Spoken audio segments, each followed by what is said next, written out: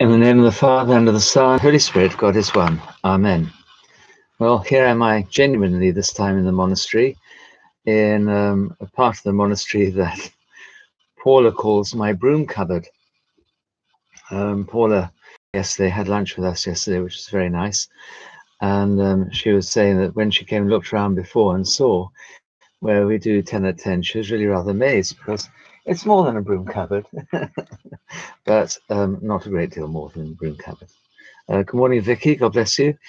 And it's not a bad day. Last night, the stars here are absolutely astounding, really beautiful.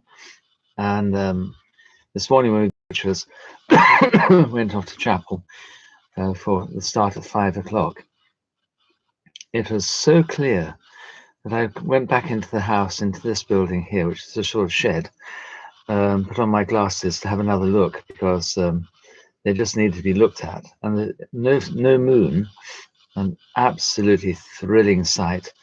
You can see the Milky Way going across the sky. It goes from my right to my left across the sky here. It's really, really quite something to look at. Amazing, in fact. One of our guests was saying he was shocked to see the number of stars living in a city like he does. He doesn't see them at all normally. Anyway, there we go.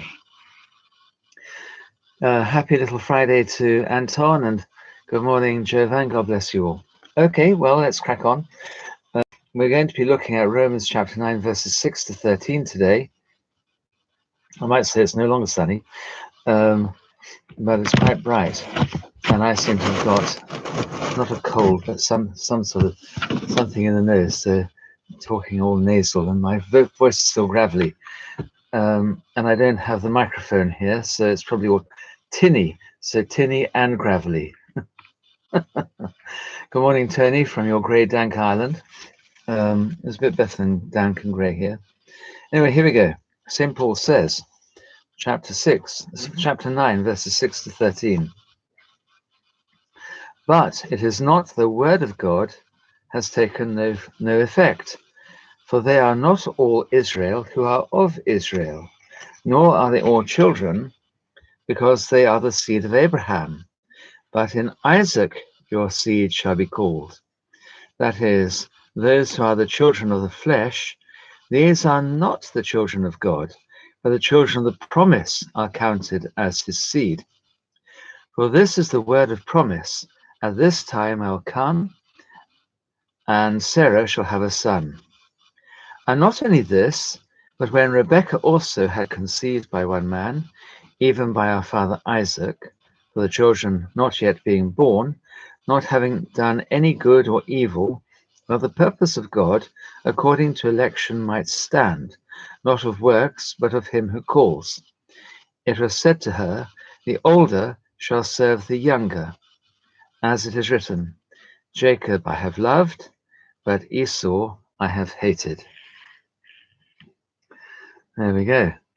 Hello, Moses. Yes, I know you're visiting tomorrow with Alexei. Unfortunately, Moses, I won't be here. I'll have to have gone back to Lincoln by then, but I hope you have a really good time. We were talking about you and Alexei just a few minutes ago at our synaxis, which we have every day. Next, please. Still sunny here on the Isle of Wight. Good for you. I'm glad about that. That's lovely. Go and enjoy it and make the most of it. Natalia, good morning. God bless you. Right. There's a basic question that St. Paul is trying to answer here. Well, there are two really. Question number one is, why haven't all the Israelites, all the Jewish people, become followers of Christ? And part B of that same question, how is it that the Gentiles are now beginning to outnumber the Jewish Christians within the church? Does this mean that God's promises, he's not really fulfilling them anymore? He's changed his mind. That was the first bit of the question. And St. Paul then tries to answer this, and he does so by answering it by using two examples. His first and main answer is because not all of those people who are born in the line of Israel are truly of God, and they're not all true Israelites. What does he say? He says, I can't turn over the page now. Here we go. Don't like it when people do that, but I'm having to. For they are not all Israel who are of Israel, nor are they all children, because they are seed of Abraham. But in Isaac your seed shall be called. Now, what he's saying here is although Abraham had descendants, he had two basic sets of descendants. He had the ones from Hagar, and that was Ishmael, and the other one, the descendant of Sarah, who was Isaac. And these two boys, they had the same father and different mothers. The child of Hagar was a child born really of the will of Abraham, from his flesh, from his fleshly will. His sarx is the word that's used here, from his sarx, rather than his body, his soma. And you have to remember that St. Paul uses the word sarx in a negative sense within Romans. On the other hand, the other child born of Sarah, Isaac, was born not of the will of Abraham, but by the will of God and through God's promise. And he is obviously the same born as everybody else is born. But this time he's born of the will of God, not through the will of the flesh.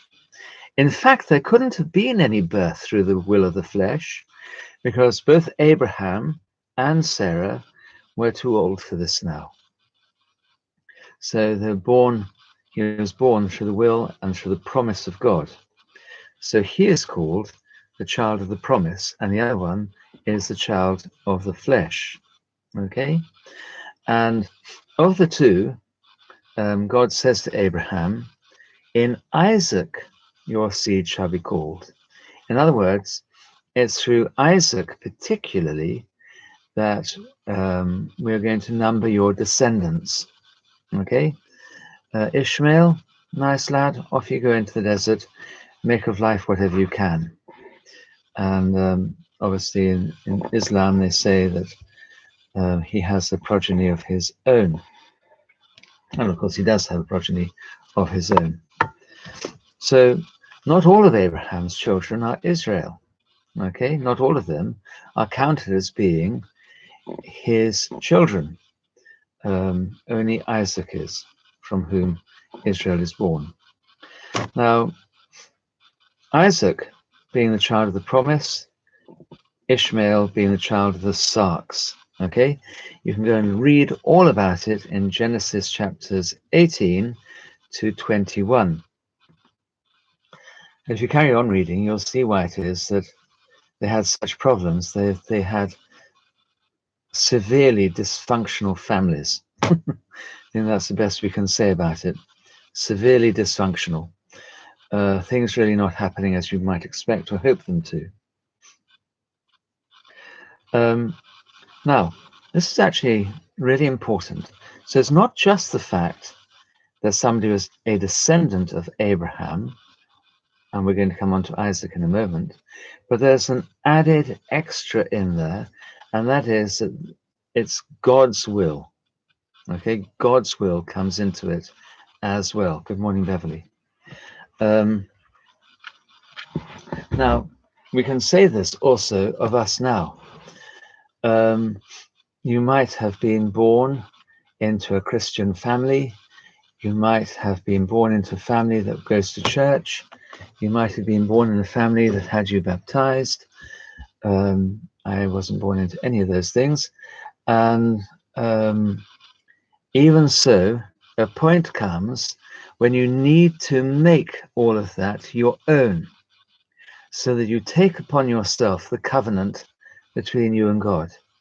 So you make your baptism live within you, and you live your baptism in a way that's going to develop it and make it grow within you. So you grow in faith, you grow in grace, and you grow in God's will.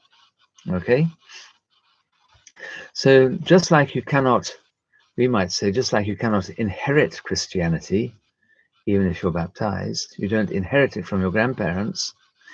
You can't really, St. Paul is saying, you don't inherit being a true Israelite simply by being born into a Jewish family. You're Jewish, you are a descendant of Abraham, but there's something more that's needed, and that is you need to become truly a child of the covenant. Okay? You need to take on the promise given to Abraham to you. Okay? So we'll read from verse 8. That is, those who are children of the flesh, the sarks, these are not the children of God, but the children of the promise are counted as the seed. Okay, so that's what St. Paul is saying. For this is the word of promise. At this time, means at this time next year, I will come, and Sarah shall have a son. She laughed about this, of course, because she's old and withered and too old to have a child. And that is St. Paul's first argument, okay? So why haven't all the Israelites become followers of Christ? He's saying, well, actually, the true Israelites have become followers of Christ, because the true Israelites are the ones who have their eyes open to the creative being that is God, and they see this as something that God is doing, and of course they accepted baptism. The others, on the other hand, well, they put their trust in being descendants of Abraham, and they're less interested in what God is doing for them now. That's the basic argument. Okay. Then he comes on to a second example. I'll read the whole lot together and then go through it bit by bit. I apologize for my throat. I'm going to have some more tea. Try and get it going a bit. Okay. Not only this, but when Rebekah also had conceived by one man, even by our father Isaac, for the children not yet being born, not having done any good or evil, that the purpose of God according to the election might stand, not of works, but of him who calls, it was said to her, the older shall serve the younger, as it is written, Jacob I have loved, but Esau I have hated. Okay, doesn't really mean hated, by the way. It means Jacob I've loved, Esau I've loved less. God loves everybody.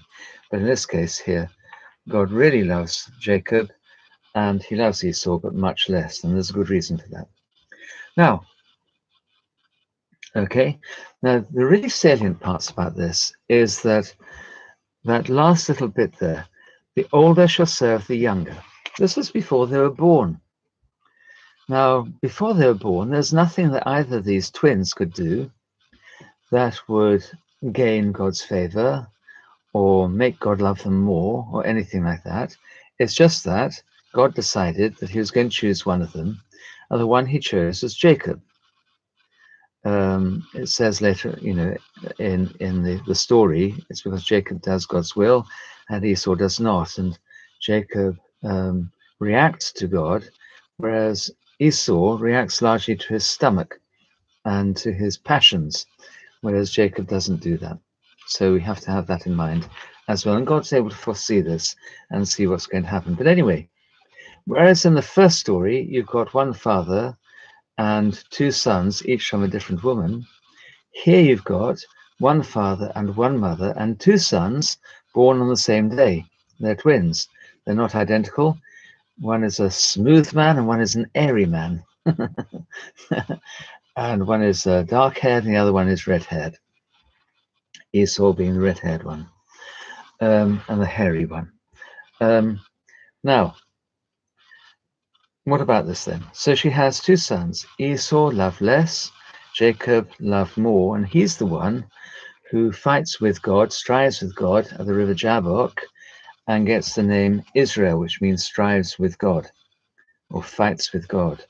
They're twins. Before birth, God sees into their hearts. Esau is going to follow his passions, and Jacob is going to be faithful.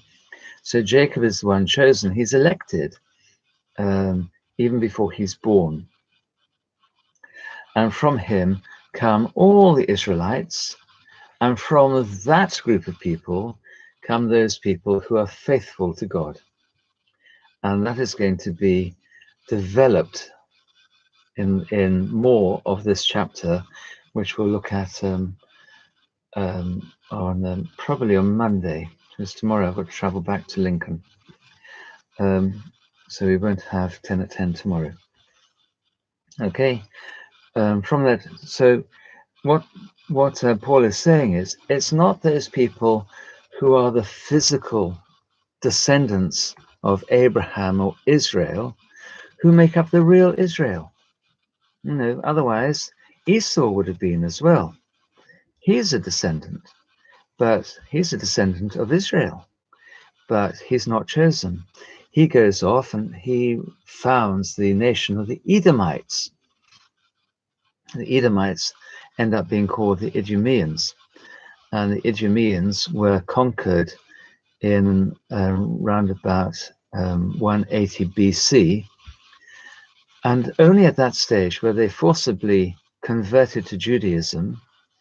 They were circumcised and they were forced to follow the Mosaic law, but they never were regarded as being fully Jewish.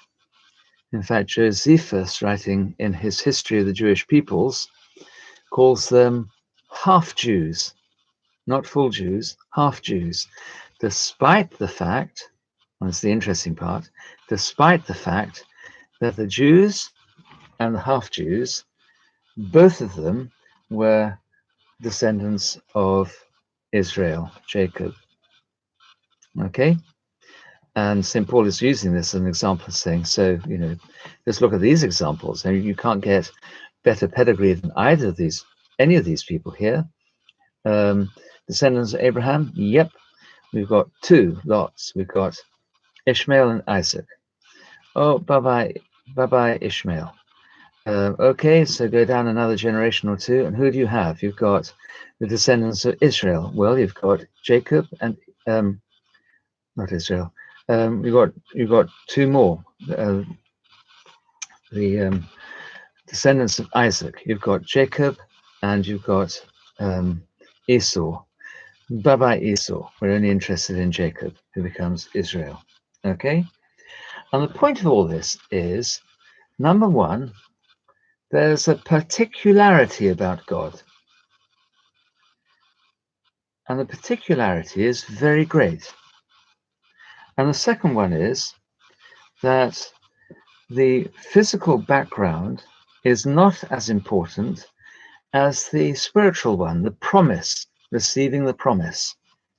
And therefore, now, says St. Paul, the fact that somebody came from Judaism is less important than the fact that whether Jewish or Gentile, they were baptized. They now become the new children of the promise. God bestows favor on whomever he wills. Okay, so with the case of these two twins, God bestows favor upon the one and not upon the other. And it's through him that the salvation history then continues down through the generations. This particularity of God is quite interesting. He had, you know, all the different species that he could have chosen to show his favor upon and make into the image and likeness of himself. And he chose human beings. It looks as if he was even more particular about that. We know there are lots of different sorts of hominid, Homo neanderthalensis being the closest to us, and he chooses this particular variety of Homo sapiens sapiens. And he doesn't just choose all of them. He goes and he finds Abraham, and he becomes friends with Abraham and says to Abraham, Abraham, move, I'm going to make a new nation out of you, and through this nation, every nation will be blessed. So he's very particular. He doesn't go and choose everybody or everything, just one or some. And that's the way that it is. You know, even Jesus says, you have to be like yeast in the bread, not the whole loaf of bread, but the yeast within it, or the salt in the soup, not the whole of the soup, just the salt. Well, if you've got a big bowl of soup, you put in, what, a teaspoonful of salt? I mean, a great big bowl of soup. I can't remember what they call it in English, a cauldron or a souffleria is the word that's in my mind. A big, great big pot, a big pot of soup. You put a teaspoonful of salt in there, and that then makes the whole lot salty. Well, maybe Christianity is not meant to be absolutely universal. It's possible. You take several pounds of flour, you put in a teaspoonful of yeast, and that raises the whole lump. You don't make bread out of yeast alone. There's a lot of other stuff that goes in there too. But it's the yeast that Jesus says is like the Christians within the community. That can give you a different view of other people as well. That the whole business of being a Christian is not that exalted, because it's about service and love and looking after and caring for and acting in a priestly way towards the rest of the community. And that would be a different way of looking at it completely. So the community as a whole is saved through you. Now there's the thought. Anyway, there we go. This particularity is quite interesting. If you go into a church, you'll see there's particularity about that as well. If you stand outside a church and look at, let's say proper Orthodox church, one that's been built as an Orthodox church, you look at it and the whole thing is there to remind you of Christ. You turn your back on the church, and that edifice acts in a sort of priestly way towards everything that exists, even things that are inanimate. So the fact that it's built of stones, the stones themselves, in a sense, act in a priestly way to all stones. Every stone could have become a church building, a temple. Every brick could have become part of the temple. Every lump of clay could have become something or other use of building this thing.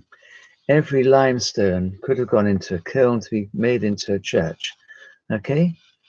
And then you go into the church, and often you have several chambers before you get into the church itself. The first one could be the exonarthex. And the exonarthex often is decorated with icons of Christ creating plants and animals.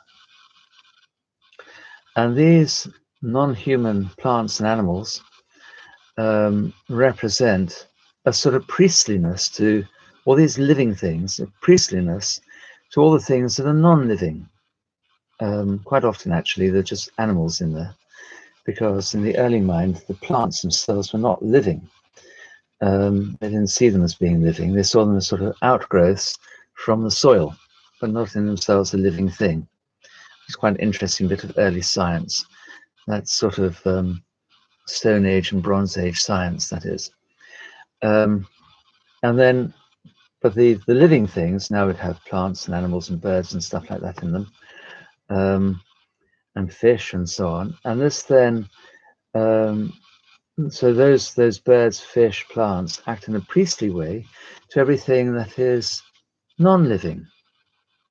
Going a bit further, and quite often you have people who are Orthodox, sometimes people who are not Orthodox, who were great philosophers or donors to the church. I remember in Romania seeing icons of various kings who were not saints, some of them quite modern, and also in Serbia as well. in Montenegro seeing a similar thing, of a donor, the person who the church rebuilt, a sort of icon of that person with a picture of the icon in his hands, usually all the whole family holding the thing. And here you've got, and often you have Greek philosophers or doctors, you could have famous thinkers and others.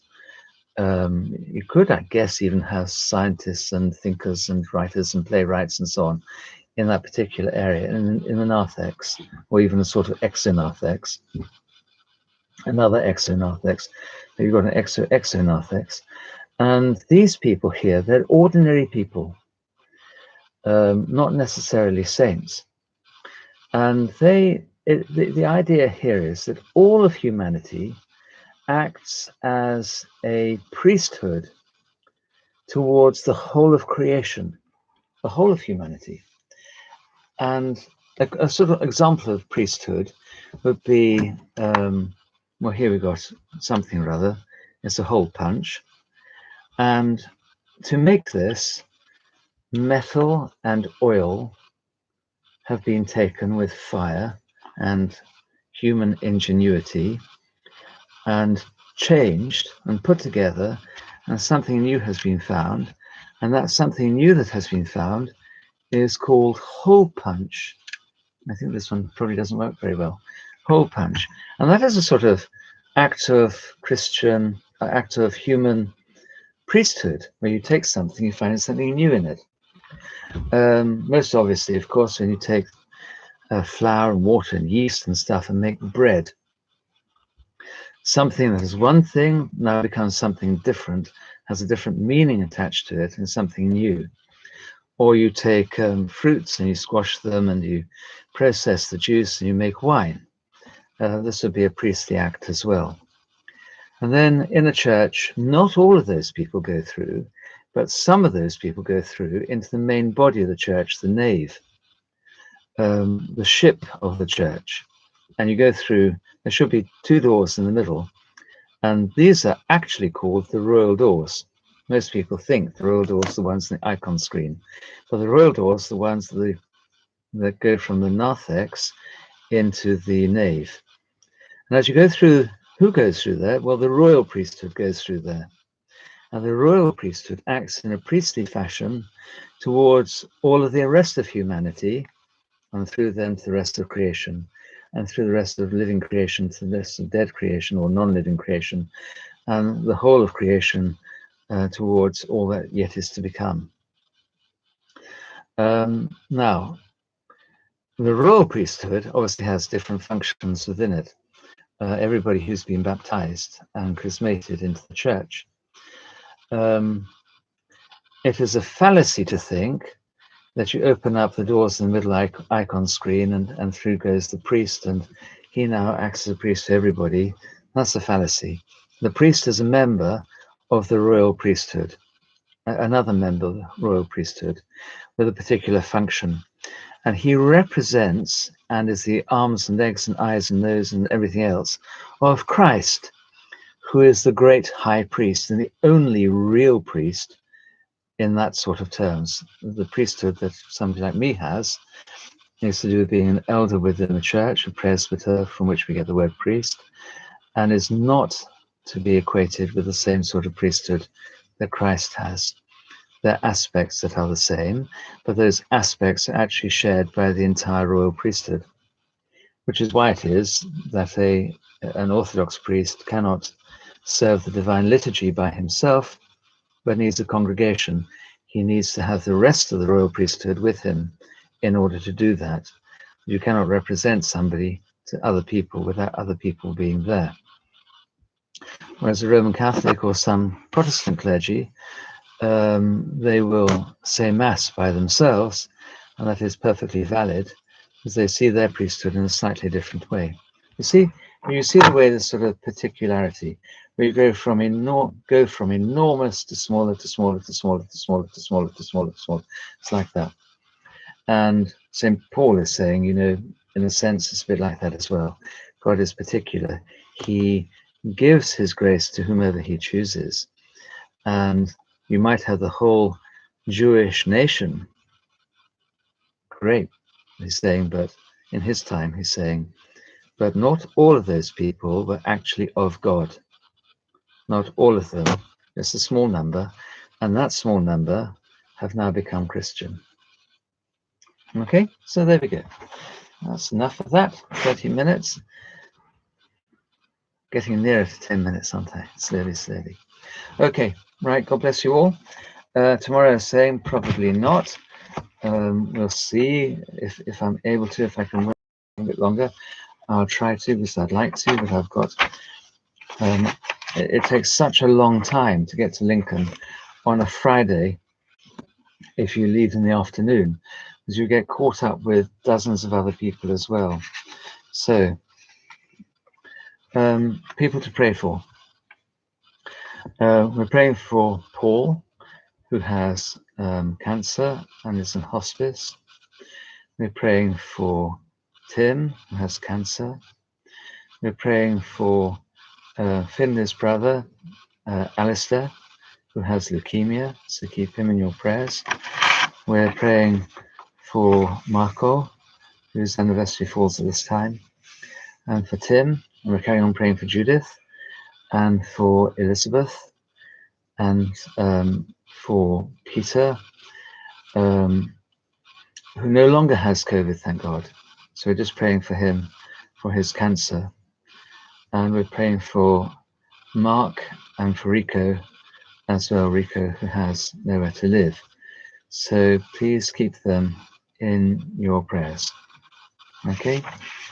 And also we're praying, as we're always praying, for Lino and his son Simon, and for the other Simon, his prostate cancer. Okay, God bless you and keep you. Let's just see if there's anything anybody's saying. Can't help thinking God chose those who actually wanted to know him.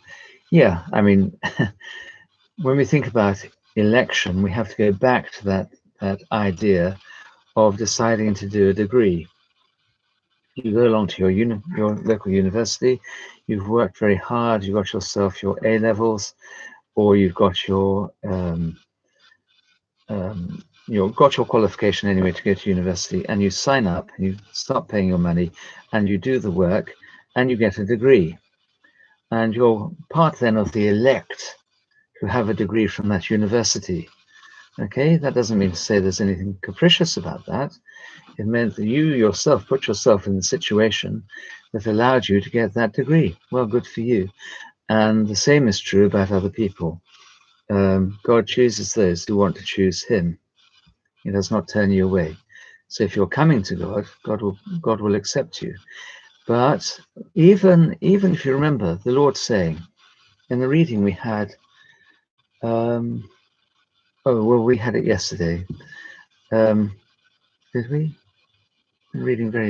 This morning, reading from St. Mark this morning, where the mother of God and his brothers come to him. The Lord says, well, who is my mother? Well, look, these are my mother, these are my brothers. In other words, spiritually, these people are his brothers and sisters and mothers.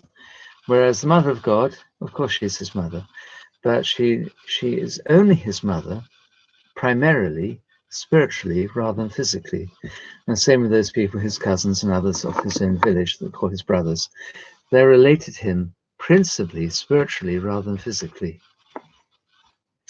Jovan, your words about church building reminds us of Serbia very much. Yes, beautiful churches in those sorts of places. And actually, in places like Romania and Serbia, they have the main body of the church, but they have all these little chambers before you get to it, and even sometimes open verandas on the front of the church that lead you by degrees into the church. It's very subtle and beautiful, actually.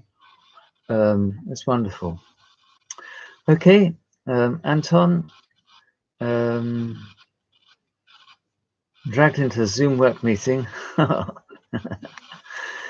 I love those ones you see on YouTube of people with their cat wandering around in the background, or fighting, or doing inappropriate things, or jumping on their heads, or that sort of stuff. Or the odd one or two, you've got somebody rather who's just propped up a photograph of themselves in front of the screen.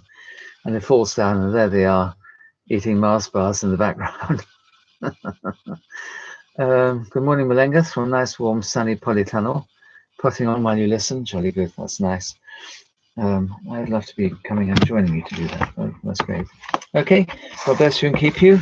God willing, maybe tomorrow, but more likely, I think, we shall join forces again on Monday.